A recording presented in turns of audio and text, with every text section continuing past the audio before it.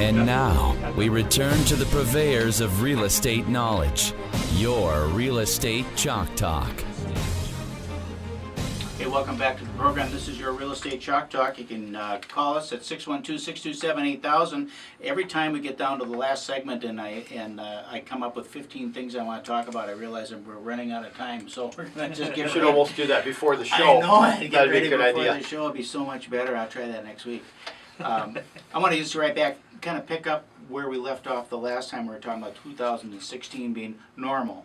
Going to have a normal year. Generational shuffle is going to continue to come into play now as we have more of the baby boomers in that age bracket now moving out of the market, downsizing, empty nesters and whatnot. And then we've got the millennials for the, you know, they're finally gee whiz, they're 30 years old. Time Get to out. Get out of the basement.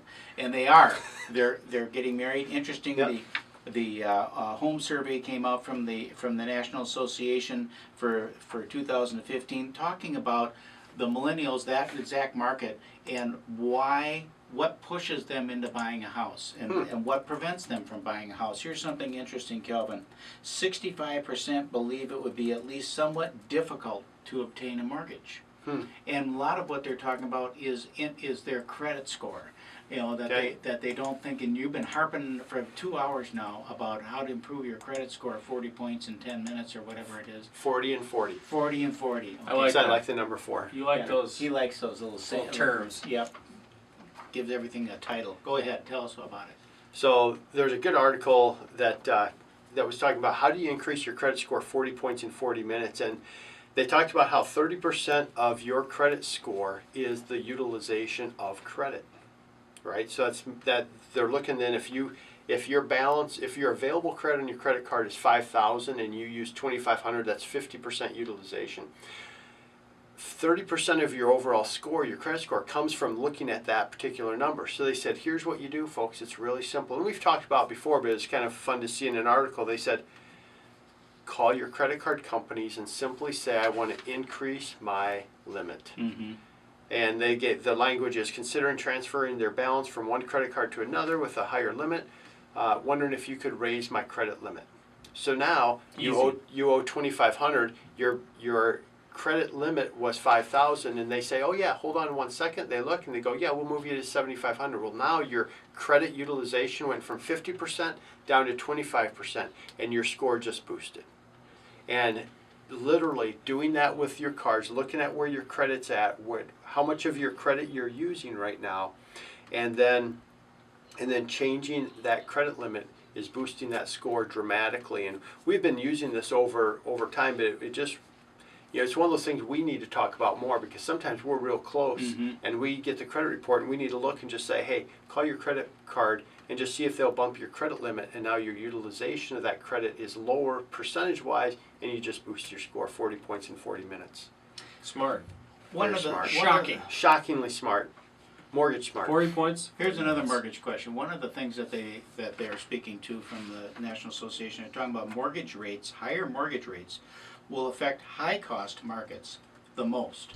And their prediction is that the mortgage rates are going to be about 60 basis points higher than they are right now. Okay, so right in that wheelhouse, kind of what we said. Yep, 60 basis points would reflect in rate about a quarter to 3/8. Okay. Yep. So when they're saying higher mortgage rates will affect high-cost market, are they talking about jumbo loans? Yeah. Or? Yep. High-cost market areas, so that your loan size are. So I'm going in a week and a half. I'm going out to one of my branches, which is in San Jose, California. Average loan size out there for them is $575.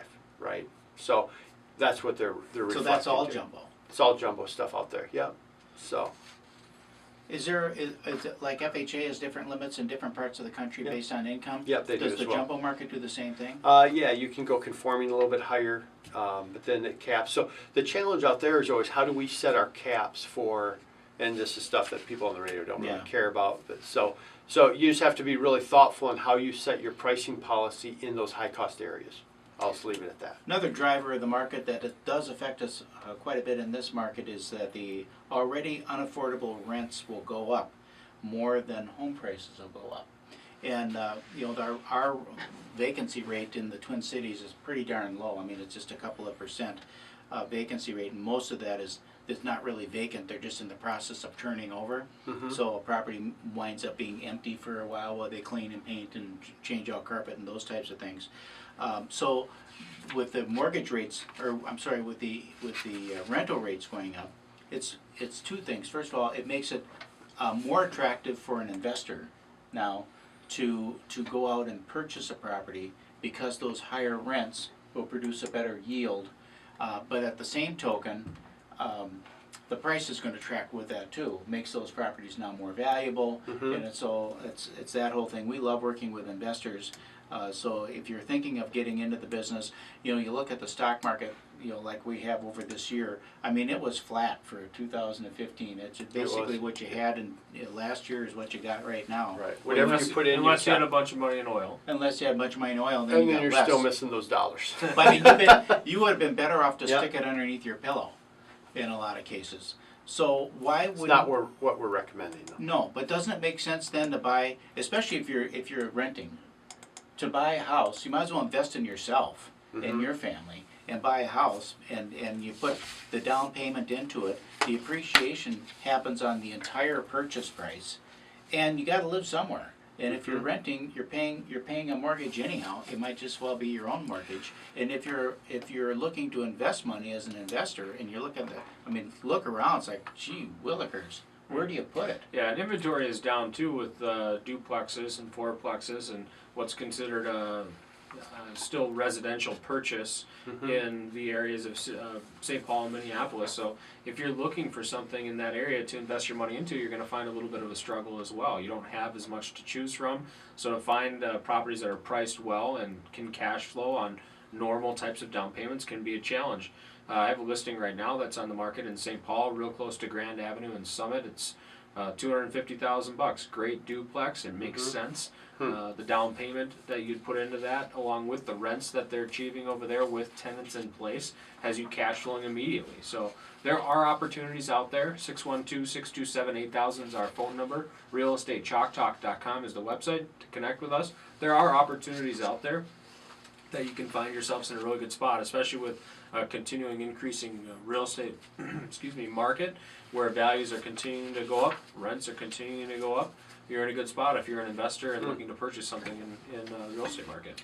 So generally, from a 2016 outlook, I think 2016 is probably going to be one of the better years that we've had to be a seller. To be a seller. To be a seller. Okay. I think that Seller's market. It's going to be a market where we've had appreciation in the market. We've had significant appreciation over the last 3 years, I would say. Oh yeah. Significant appreciation. Most of the Twin City market, with a few nuances here, there's always exceptions, but most of the market has fully recovered and is at 2006 or so levels, with the exception of your house probably still isn't up there, Kelvin. But so there's that part. Come on. And now you've got all these millennials who is the largest buying population we have ever seen, who are now getting married, which is the main driver. So they were late to get married, and so that's starting to happen. Have kids, all that stuff. Pretty soon they're looking around saying, we got to settle down and get a place. All those factors are lining up, coupled with the fact that inventory is so low. So if you've been kind of waiting, thinking that you're going to move, if you're got a little gray hair like I do, and you're thinking you want to downsize, we have a lot of people that we're involved in the transaction right now. They're going to Arizona. Packing up. They're out of here, selling the house, and off to Arizona they go. If you're that, then call us, 612-627-8000. We'd love to come out and sit down with you and have a conversation about listing and selling your house and getting the best price that we can in the lowest amount of inconvenience. When we do that all with no cost, of course, and absolutely no obligation. Let me touch real quick, Senior. As you talk about these millennials getting out and getting that first home, there's a new program that came out by Fannie Mae I'll touch on just for 30 seconds. Okay. And it basically, it's 3% down, and you don't have to be a first-time home buyer, but it's great to use for first-time home buyers. You can use gift funds for the full 3%, which is great. Non-traditional credits, okay. Gifts and grants, we talk a lot about down payment assistance. There is an income restriction on it, but there's none if you're buying a low income census tract. You know, so homes that are in that low income, there's not even a income limit on those. So it's a great program, reduced mortgage insurance. It's a great program just in general. It's the Home Ready program by Fannie Mae. So 97% financing, you only need 3% down, and you can even have that money be borrowed. But it's great to have your own, have some skin in the game. But 3% down. What type of income ceiling do you see then in a traditional area that's not in a low income tract? For a say 80 to mid 90s. Okay. So plenty. Sure. Plenty. So a good program, 3% down. You know, if you are Kelvin left me hanging here with Thank you, 45 Kelvin. seconds. Welcome. To go. It's easy to chew up. Go ahead. So if you're thinking of making a move, there's lots of things that you can be doing right now in the house to kind of help it start getting prepared. Simple things. You know, change your hardware out on your kitchen cabinets to update it. Fix that blistered peeling paint in the shower to make that, to freshen up that bathroom. Look at the cabinets in the bathrooms. You know how they get kind of crusty sometimes from the water, a lot of moisture and whatnot. You'll get those things refinished. Put in the GFI outlets. You know it's going to get called on an inspection. Better yet, call us at 612-627-8000. We'll come out and tell you what to do. Thank you. You've been listening to your Real Estate Chalk Talk with the Hittner Group, the leaders of the #1 Coldwell Banker Burnett real estate team in Minnesota. If you want to get more when you sell and pay less when you buy, call 612-627-8000 or go online to hittnergroup.com.